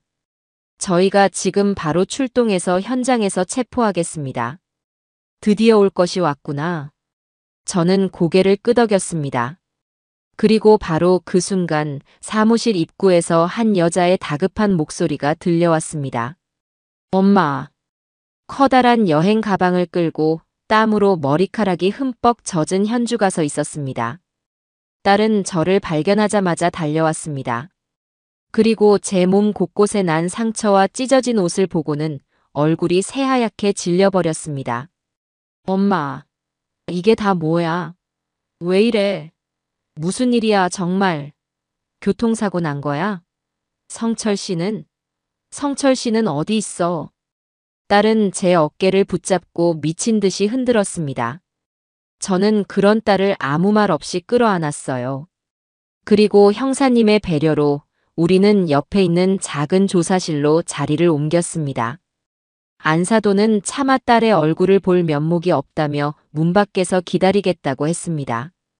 조사실의 작은 테이블을 사이에 두고 저와 딸 그리고 형사님이 마주 앉았어요. 저는 딸의 손을 잡고 오늘 아침부터 있었던 모든 일을 처음부터 끝까지 하나도 빠짐없이 이야기해 주었습니다. 제 이야기가 이어지는 동안 딸의 얼굴은 믿을 수 없다는 표정에서 혼란으로 그리고 다시 깊은 충격과 절망으로 시시각각 변해갔습니다. 아니야, 그럴 리 없어. 엄마가 뭘 잘못한 거겠지. 성철 씨는 그런 사람 아니에요. 그 사람은 나를 얼마나 사랑하는데 무슨 오해가 있는 걸 거야. 현주는 현실을 부정하며 고개를 저었습니다. 저는 더 이상 말로 설명하는 것이 무의미하다는 것을 깨달았습니다. 저는 형사님을 바라보며 고개를 끄덕였습니다. 형사님은 말없이 일어나 황성철의 죄가 담긴 증거 서류들을 딸의 눈앞에 하나씩 펼쳐놓았습니다. 위조된 제 인감증명서, 모든 권한을 위임함이라고 적힌 위임장, 그리고 남편의 필체로 선명하게 적힌 범행 계획 메모.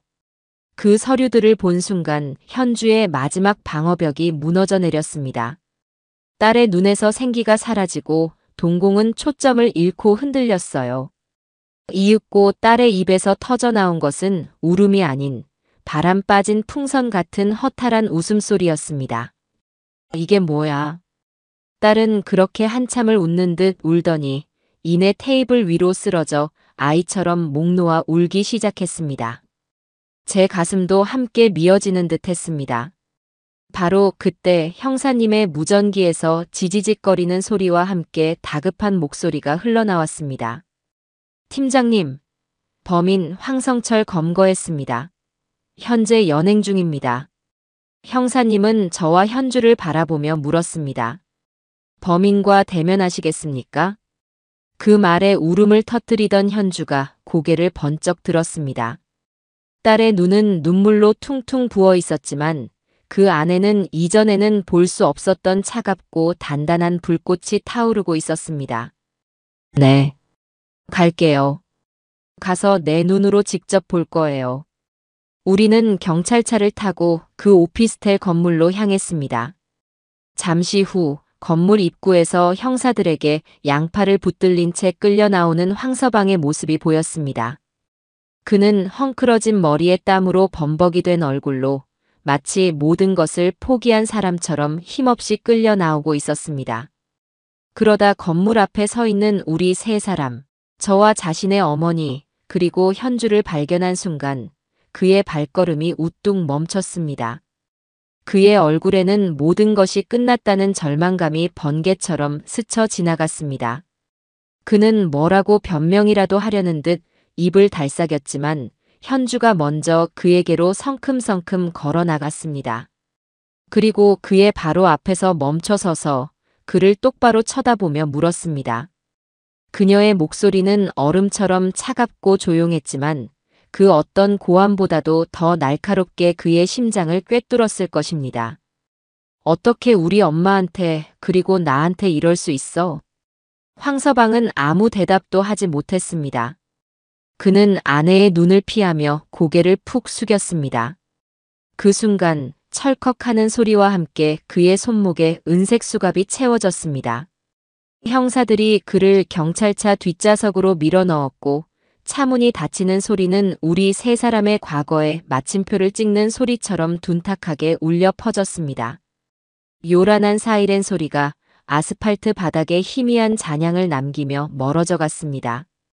방금 전까지 한 남자의 인생이 나락으로 추락하고 한 여자의 세상이 무너져 내리고 두 어머니의 가슴이 찢어졌던 그 거리는 언제 그런 일이 있었냐는 듯 다시금 무심한 도시의 표정을 되찾고 있었어요. 자동차들은 멈췄던 흐름을 이어갔고 잠시 구경하던 행인들은 흥미를 잃은 채 각자의 갈 길을 재촉했습니다. 그들의 무관심이야말로 지금 우리가 겪고 있는 이 고통이 얼마나 철저히 개인적인 것인지를 증명하는 듯 했습니다. 오직 우리 세 사람만이 그 자리에 시간이 멈춘 듯 미동도 없이 서 있었습니다. 방금 전까지 남편이었던, 아들이었던, 사위였던 그 남자가 남기고 떠난 공백은 생각보다 훨씬 더 크고 차갑고 황량했습니다. 그 지독한 정적을 깬 것은 현주였습니다.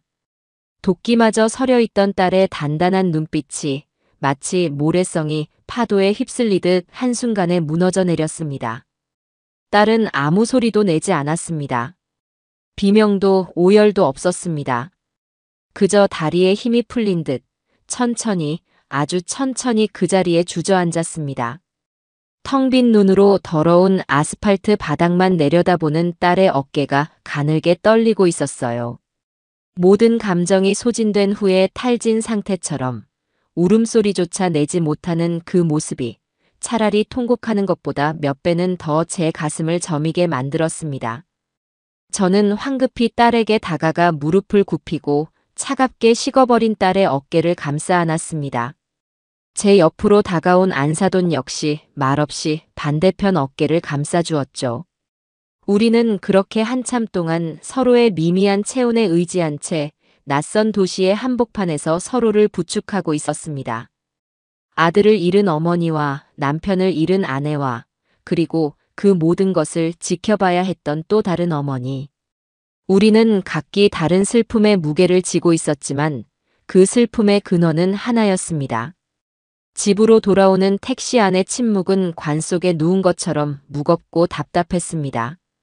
저는 현주의 집이 아닌 제 집 주소를 불렀습니다.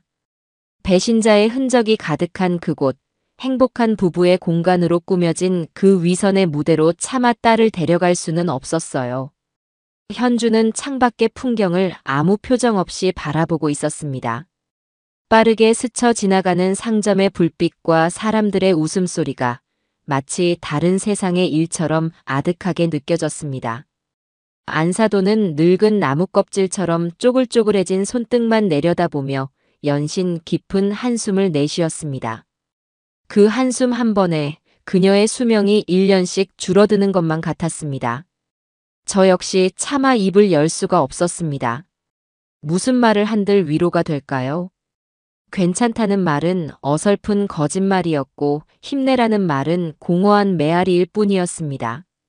지금 우리에게 필요한 것은 섣부른 위로가 아니라 이 지독한 현실을 각자의 방식으로 받아들이고 소화해낼 절대적인 시간이었습니다. 열쇠를 돌려 현관문을 열었을 때 저는 낯선 집에 들어서는 듯한 묘한 이질감에 사로잡혔습니다. 불과 몇 시간 전 제가 황서방의 거짓말에 속았달 부부와 함께할 행복한 저녁 식사를 기대하며 나섰던 바로 그 공간이었습니다.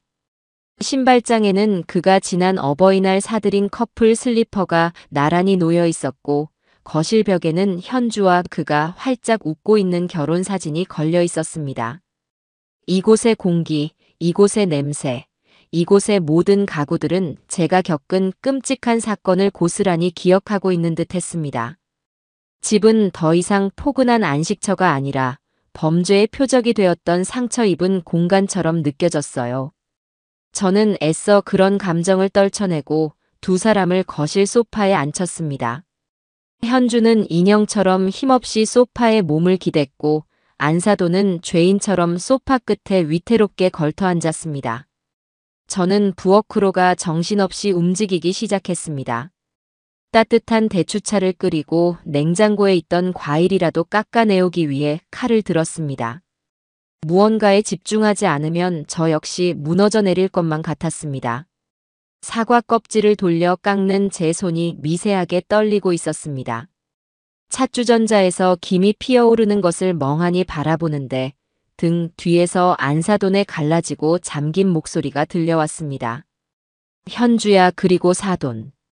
내가 용서받지 못할 죄인이지만 그래도 할 말은 해야 할 것 같습니다. 저와 현주는 말없이 그녀를 바라보았습니다. 안사돈은 고개를 깊이 숙인 채 마치 자신의 치부를 드러내는 심정으로 아들의 죄를 덮기 위해 지난 몇 년간 그녀가 홀로 감내해야 했던 비밀의 무게에 관한 이야기를 꺼내놓기 시작했습니다. 그것은 제가 알던 것보다 훨씬 더 추악하고 절망적인 이야기였습니다. 성철이 걔가 저지른 짓은 이번이 처음이 아닙니다.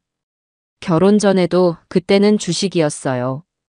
젊은 나이에 일확천금을 꿈꾸다가 집안 기둥을 뿌리째 뽑아먹을 뻔한 적이 있었어요. 어디서 썼는지 모를 사채까지 끌어다 써서 조폭 같은 사람들이 밤낮으로 집까지 찾아와 문을 두드리고 행패를 부렸죠. 그때 제가 현주 아버지가 평생 땀 흘려 모아 제게 남겨주신 유산과도 같은 집을 팔아서 겨우 그 빚을 막았습니다.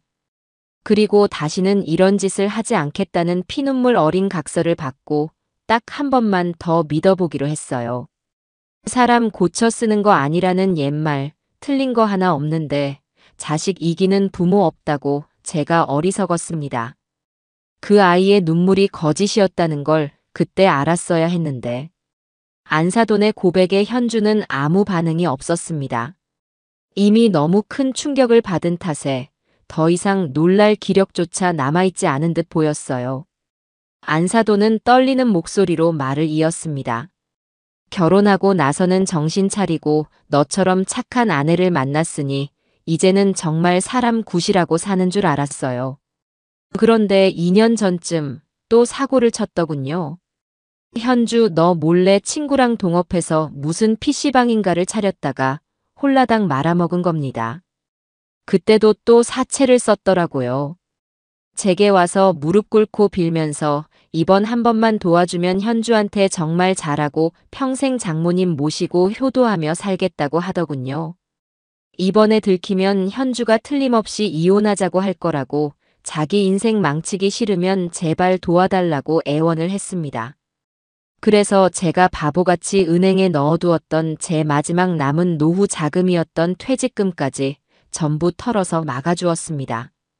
현주, 너가 이 사실을 알면 얼마나 상처받을까. 우리 아들 앞길 막을까봐 제가 속였습니다. 사돈을 속였습니다. 어쩌면 제가 그놈을 그렇게 만든 건지도 모릅니다. 제가 이 모든 일의 공범입니다. 안사돈은 말을 마치고 소파 아래로 스르르 내려와 차가운 바닥에 엎드려 통곡하기 시작했습니다. 그제야 현주에게서 반응이 나왔습니다. 딸은 텅 빈 눈으로 허공을 바라보며 혼잣말처럼 그러나 너무나도 또렷하게 중얼거렸습니다. 2년 전 가을이었어. 그랬구나. 그래서 그랬구나. 현주야? 그때 성철 씨가 갑자기 나한테 프로포즈를 다시 하고 싶다고 했어. 결혼하고 정신없이 사느라 제대로 챙겨주지 못해서 미안하다면서. 그리고는 제주도로 여행을 가자고 했었지. 나는 그때 회사에서 큰 프로젝트 때문에 매일 야근하고 너무 힘들었는데 그 사람이 나 위로해 주려고 저러나 보다 하고 무리해서 휴가를 냈어. 최고급 호텔 스위트룸을 예약하고 비싼 레스토랑에서 저녁을 사주면서 나한테 다이아몬드 목걸이를 걸어줬지. 나는 우리 남편이 드디어 사업에 성공했나 보다. 나 고생 안 시키려고 이렇게 노력하는구나 하고 감동해서 그 사람 품에 안겨 펑펑 울었어. 그런데 그 호텔도, 그 저녁도, 그 목걸이도 전부다. 현주는 말을 잇지 못하고 입술을 피가 나도록 깨물었습니다. 가장 행복했던 기억이, 가장 사랑받았던 순간이 실은 시어머니의 피 같은 퇴직금으로 만들어진 기만과 거짓이었다는 사실을 어떻게 받아들일 수 있을까요? 딸의 눈에서 마침내 뜨거운 눈물이 뺨을 타고 폭포수처럼 흘러내렸습니다. 그것은 슬픔의 눈물이라기보다는 배신감과 허무함, 그리고 그 모든 거짓에 감쪽같이 속아 넘어간 자기 자신에 대한 깊은 자책이 뒤섞인 분노의 눈물이었습니다. 내 인생, 내 지난 5년이 전부 가짜였어. 전부 다 연극이었어. 나는 그 연극의 주인공인 줄도 모르고 혼자 바보처럼 웃고 울고 사랑한다고 믿었던 그 모든 순간들이 전부 다 거짓이었어. 그때였습니다. 제 휴대폰이 짧게 진동하며 새로운 메시지가 도착했음을 알렸습니다. 사건을 담당했던 중년의 형사님이었습니다. 황성철, 본인 혐의 대부분 시인했습니다. 증거가 워낙 명백하여 부인할 수 없었을 겁니다. 현재 유치장에 수감 조치했으며 내일 오전 중으로 검찰에 송치될 예정입니다. 내일 오전 10시까지 경찰서로 오셔서 피해자 진술조서를 상세하게 작성해 주셔야 합니다. 힘드시겠지만 범인에게 합당한 처벌을 내리기 위해 꼭 필요한 절차입니다. 저는 휴대폰을 조용히 내려놓았습니다. 이제 감상에 젖어 있을 시간이 없었어요. 현실은 냉혹했고 우리는 그 현실과 정면으로 맞서 싸워야만 했습니다. 저는 울고 있는 딸과 바닥에 엎드려 어깨를 들썩이는 안사돈을 번갈아 보며 차분하지만 강철처럼 단단한 목소리로 말했습니다. 그만. 이제 그만 울고 그만 자책합시다. 지난 시간을 되돌릴 수는 없어. 하지만 앞으로의 시간은 우리 손으로 다시 만들 수 있어. 현주야. 저는 딸의 어깨를 붙잡고 억지로 고개를 들게 해 눈을 똑바로 마주쳤습니다. 내일 경찰서에 가서 진술해야 한다. 그리고 변호사를 선임해서 이혼 소송도 준비해야 해. 이건 너 혼자의 싸움이 아니야. 이 엄마가 그리고 여기 너의 시어머니셨던 분이 우리가 함께 싸워줄 거야. 그러니 너는 절대로 무너지면 안 돼. 알겠니? 제 말에 현주는 흐느낌을 멈추고 저를 바라보았습니다. 딸의 눈빛이 조금씩 달라지고 있었습니다. 슬픔과 절망이 홍수처럼 가득 찼던 그 눈에 가느다랗지만 분명한 결심의 빛이 꺼지지 않는 불씨처럼 서서히 차오르고 있었습니다. 안사돈 역시 고개를 들고 눈물 젖은 얼굴로 저를 보며 고개를 끄덕였습니다. 그날 밤 우리 세 사람은 거실에 나란히 이불을 깔고 누웠습니다. 아무도 깊이 잠들지 못했지만 어둠 속에서 서로의 숨소리를 들으며 우리는 더 이상 혼자가 아니라는 사실에 작은 위안을 얻었습니다. 길고 어두운 밤이 지나고 창문 너머로 희미하게 새로운 아침이 밝아오고 있었습니다. 이제 잔인하고도 공정한 심판의 시간이 시작될 것이었습니다. 그날 이후 우리의 시간은 두 개의 축으로 나뉘어 흘러가기 시작했습니다. 하나는 황성철의 죄를 묻는 냉정하고 더딘 법적 절차의 시간이었고 다른 하나는 그의 배신이 남긴 깊은 상처를 보듬고 뿌리부터 송두리째 흔들린 삶을 재건해야 하는 고통스러운 치유의 시간이었습니다. 이 두 개의 시간은 때로는 따로, 때로는 함께 흐르며 우리를 끊임없이 과거와 현재, 그리고 불투명한 미래 사이로 내몰았습니다. 현주는 그가 떠난 신혼집으로 돌아가는 것을 마치 불길에 들어서는 것처럼 극도로 꺼려했습니다. 현관 비밀번호를 누르는 것조차 힘겨워했죠. 집 안의 모든 물건, 부엌의 그릇 하나, 욕실의 칫솔 한 개까지 그 모든 것에 그의 거짓된 흔적과 행복했던 시간의 잔해가 배어 있었기 때문입니다. 결국 우리는 이삿짐 센터를 불러 딸의 짐을 모두 제 집으로 옮겨왔습니다. 함께 고른 소파, 나란히 앉아 TV를 보던 그 소파가 거실에서 빠져나갈 때 현주는 아무 말 없이 입술만 깨물고 있었습니다. 텅 비어가는 아파트를 마지막으로 둘러보던 날 현주는 거실 벽 한가운데 걸려있던 커다란 결혼사진 액자를 말없이 벽에서 떼어냈습니다. 한때 세상에서 가장 행복해 보였던 두 사람의 웃는 얼굴 위로 그동안의 방치와 무관심을 증명하듯 먼지가 하얗게 쌓여 있었습니다. 딸은 그 액자를 잠시 내려다보더니 망치로 유리를 깨부수거나 사진을 찢는 대신 아주 차분한 동작으로 신문지에 꼼꼼하게 싸서 이삿짐 박스 중 가장 깊숙한 곳에 처박아 버렸습니다. 격렬한 분노의 표출보다 이 무심한 무시가 과거와의 더 완벽한 단절을 의미하는 딸만의 의식처럼 보였습니다. 경찰서와 검찰청, 변호사 사무실, 그리고 법원을 오가는 날들이 기계적으로 이어졌습니다. 우리는 피해자이자 가장 중요한 증인으로서 끔찍했던 그날의 기억을 녹음기처럼 몇 번이고 다시 재생해야만 했습니다. 진술조서를 작성할 때 형사는 제게 달리는 차에서 뛰어내리던 순간의 기분까지 상세하게 물었습니다. 검사 앞에서 증언을 할 때 그는 현주에게 남편의 거짓말을 처음 알아차렸을 때의 심정을 집요하게 파고들었죠. 변호사와 상담하는 과정은 이 모든 고통을 법률이라는 차가운 언어로 번역하는 작업이었습니다. 그 모든 과정은 마치 아물지 않은 상처를 소독약도 없이 계속해서 헤집는 것처럼 잔인하고 고통스러웠어요. 그러던 어느 날 구치소에 수감된 황성철로부터 편지 한 통이 도착했습니다. 변호사를 통해 전달된 편지에는 그의 서툰 글씨로 빼곡하게 변명이 적혀 있었습니다. 그 내용은 처음이자 마지막 편지보다 더욱 노골적이고 이기적이었습니다. 사랑하는 현주에게, 그리고 장모님께. 이곳에서의 하루는 바깥 세상의 1년과도 같습니다. 매일 밤 당신과 함께했던 행복한 시간들을 떠올리며 후회의 눈물을 흘리고 있습니다. 제가 정말 큰 잘못을 저지른 것은 압니다. 하지만 장모님 생각해 보십시오. 제가 장모님 돈을 빼앗아 어디 도망가려고 했겠습니까? 결국은 다 우리 가족 현주와 장모님 더 편안하게 모시려고 시작한 일이었습니다. 방법이 조금 잘못되었을 뿐입니다. 그리고 현주야, 당신은 내 아내이지 않습니까? 아내가 남편의 작은 실수 한 번을 용서해주지 못하고 이렇게 차갑게 돌아서야만 하겠니? 내가 여기서 몇 년씩 썩고 나오면 우리 관계가 회복될 수 있을까? 아니, 그땐 모든 것이 끝이야.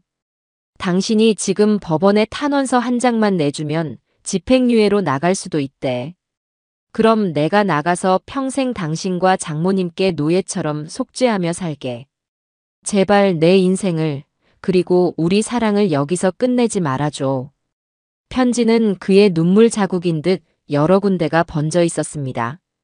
하지만 그 어디에도 자신의 잘못에 대한 진정한 반성은 없었어요. 오직 자기 연민과 우리를 위한 일이었다는 뻔뻔한 책임 전가, 그리고 어떻게든 처벌을 피해보려는 비겁한 동정심 유발뿐이었습니다. 현주는 그 편지를 소리내어 읽다가 중간쯤부터는 분노로 목이 메어 더 이상 읽지 못하고 갈기갈기 찢어 휴지통에 던져버렸습니다. 속죄? 용서. 이 사람은 아직도 자기가 뭘 잘못했는지 전혀 몰라.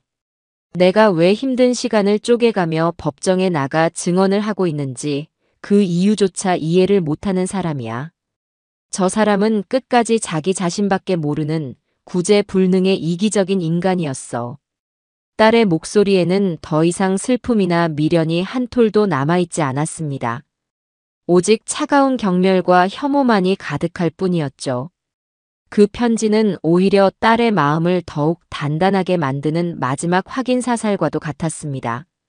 그 과정에서 안사돈, 아니 김 여사님의 역할은 결정적이었습니다. 그녀는 자신의 아들이 저지른 죄를 조금이라도 갚겠다며 평생을 살아온 작은 아파트를 처분했습니다. 그리고 그 돈의 절반을 뚝 떼어 저희에게 현금으로 건넸습니다. 현주의 이혼 소송 비용과 정신적 피해 보상금, 그리고 제 병원 치료비 명목이라면서요. 저는 물론이고 현주도 기겁하며 거절했습니다. 어머니, 이러시면 안 돼요. 이건 어머니 잘못이 아니에요. 저희 이 돈 절대 못 받습니다. 어머니는 이제 어디서 사시려고요? 아니다, 현주야. 이제는 나를 어머니라고 부르지 않아도 괜찮다. 하지만 이 돈은 받아야 한다. 이건 내 아들을 괴물로 키워 너희 모녀의 인생을 망가뜨린 어미로서의 내 마지막 책임이자 도리다. 내가 이렇게라도 하지 않으면 나는 죄책감에 짓눌려 평생 고개도 못 들고 숨도 못 쉬고 살 거야. 제발 내 마지막 자존심을 지킬 수 있게 해다오. 내 거처는 걱정하지 말 거라. 남은 돈으로 작은 월세방 하나 얻으면 그만이다.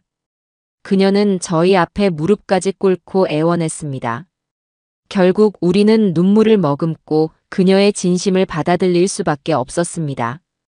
그녀는 남은 돈으로 정말 작은 월세방을 얻어 이사했고 그 후로도 매일같이 저희 집에 와서 반찬을 해 나르고 집안일을 도왔습니다. 피고인의 어머니라는 죄인의 신분으로 그녀는 자신이 할 수 있는 최선의 방식으로 저희에게 속죄하고 있었습니다. 법적으로는 이미 완벽한 남이 되었지만 우리는 그 어떤 피부치보다도 더 끈끈한 상처와 용서로 맺어진 또 다른 형태의 가족이 되어가고 있었습니다. 몇 달 후 길고 지루했던 재판의 마지막 날이 밝았습니다. 저와 현주 그리고 김 여사님은 증인석이 아닌 방청석 가장 앞자리에 나란히 앉아 판결을 기다렸습니다. 피고인석에 앉은 황서방은 몇 달 사이에 10년은 늙어버린 것처럼 초췌하고 왜소해져 있었습니다. 판사가 길고 어려운 법률 용어를 나열하며 판결문을 읽어내려가는 동안 제 귀에는 아무것도 들리지 않았습니다. 오직 마지막 한 문장만이 망치처럼 제 뇌리에 또렷하게 박혔어요.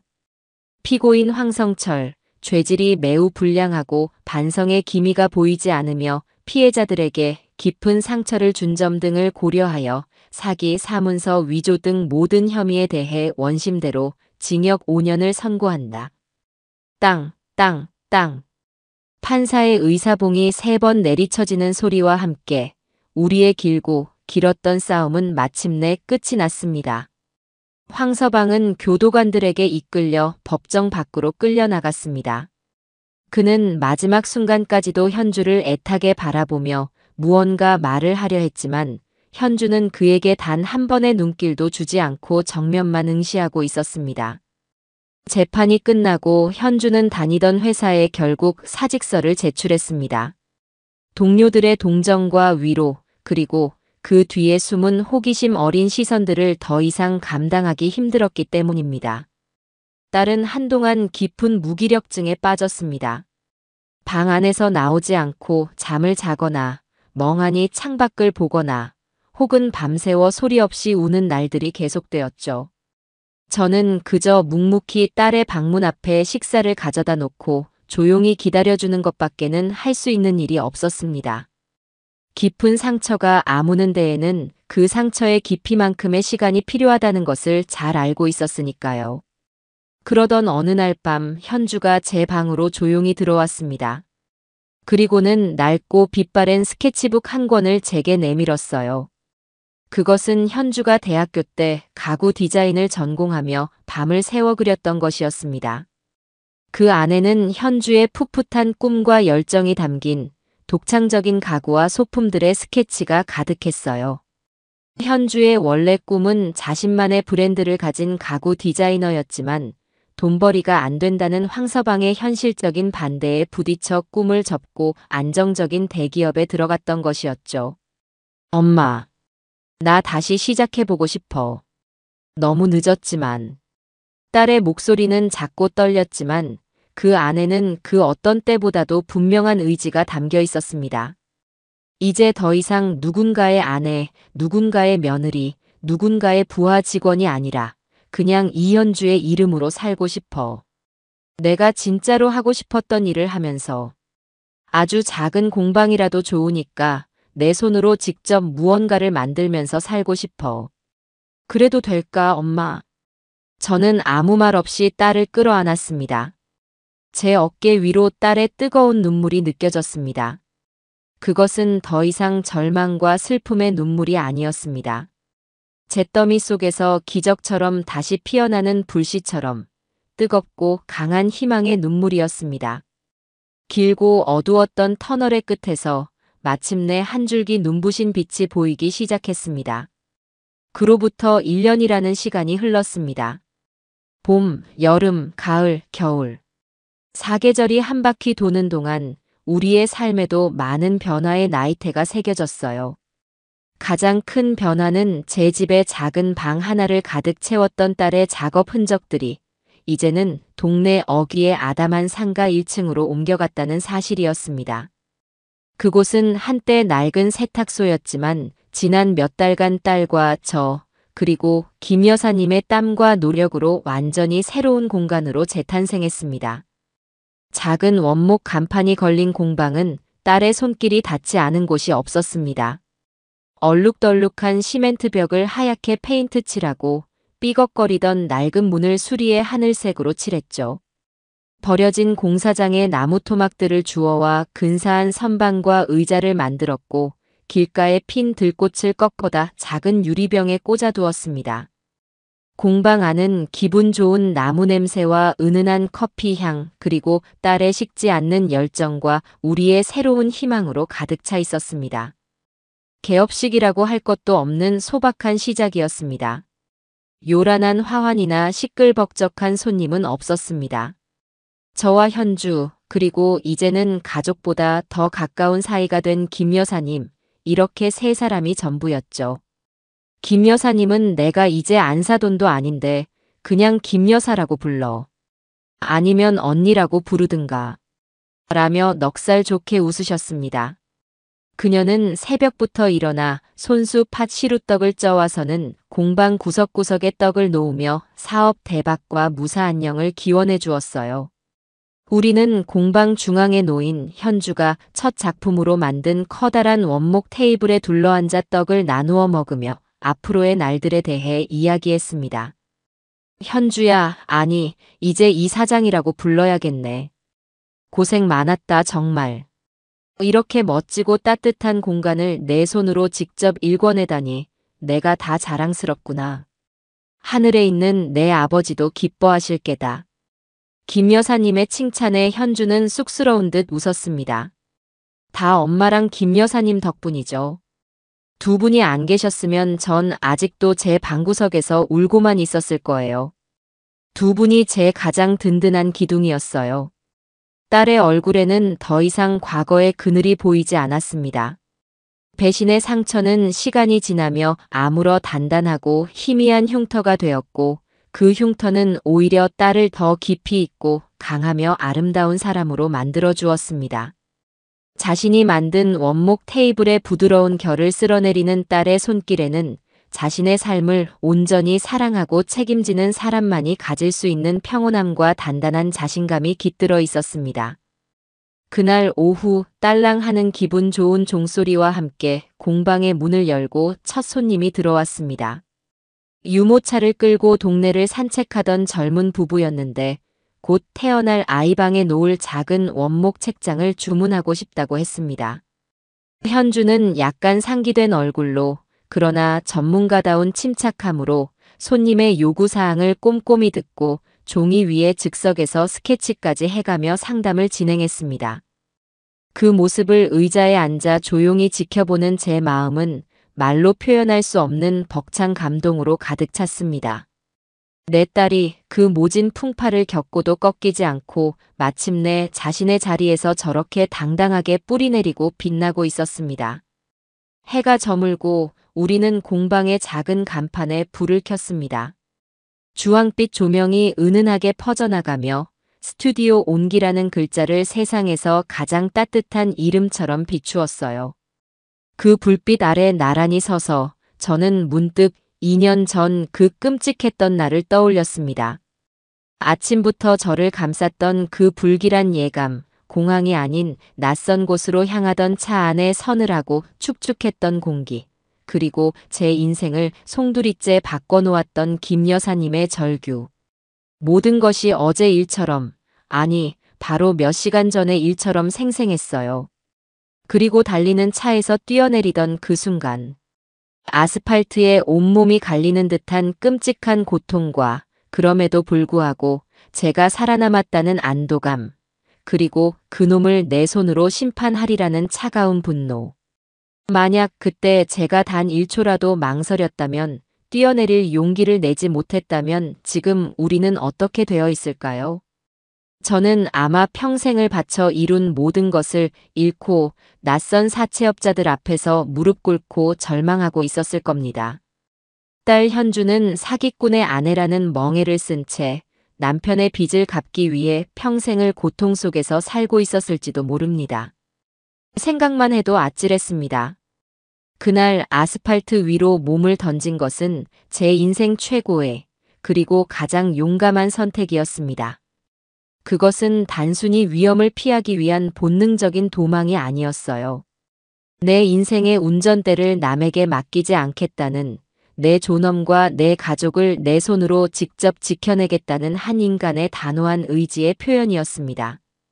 엄마, 무슨 그렇게 심각한 생각을 해? 깊은 생각에 잠겨있는 제게 현주가 다가와 팔짱을 끼며 물었습니다. 저는 딸을 보며 환하게 웃었습니다. 그 미소는 제 인생의 그 어떤 순간보다도 진실되고 평온한 것이었습니다. 아니, 그냥 우리 딸이 너무 대견하고 자랑스러워서. 그리고 우리가 참 잘 살아냈구나, 참으로 대단하구나 싶어서. 제 말에 김 여사님도 다가와 제 다른 쪽 팔을 잡았습니다. 그녀의 손은 이제 더 이상 차갑지 않았습니다. 내 말이 그 말일세. 우리는 참으로 용감하고 지혜롭고 강한 여자들이야. 그렇지? 우리는 서로를 마주보며 소리내어 웃었습니다. 그 웃음소리가 따뜻한 공방의 불빛과 함께 상쾌한 밤공기 속으로 멀리 퍼져나갔어요. 과거의 상처는 결코 완벽하게 사라지지는 않을 것입니다. 하지만 우리는 더 이상 그 상처에 얽매여 과거를 살지 않을 것이었어요. 우리는 그 상처를 디딤돌 삼아 더 높은 곳으로, 더 밝은 곳으로 날아오를 준비가 되어 있었습니다. 집으로 돌아오는 길, 우리는 나란히 가로등 불빛이 비추는 밤길을 걸었습니다. 현주는 공방의 첫 계약금을 어떻게 쓸지 신나게 이야기했고, 김 여사님은 내일은 무슨 반찬을 해올까 고민했어요. 그 평범하고 소박한 대화가 제게는 세상 그 어떤 교향곡보다도 아름답게 들렸습니다. 고개를 들어 밤하늘을 올려다보았습니다. 수많은 별들이 검은 하늘을 수놓으며 반짝이고 있었습니다. 저 별들처럼 우리의 내일도 분명 저렇게 반짝일 것이라고 저는 굳게 믿었어요. 우리 세 사람의 진짜 인생, 우리들의 새로운 시작은 이제 막 첫걸음을 뗐을 뿐이었습니다.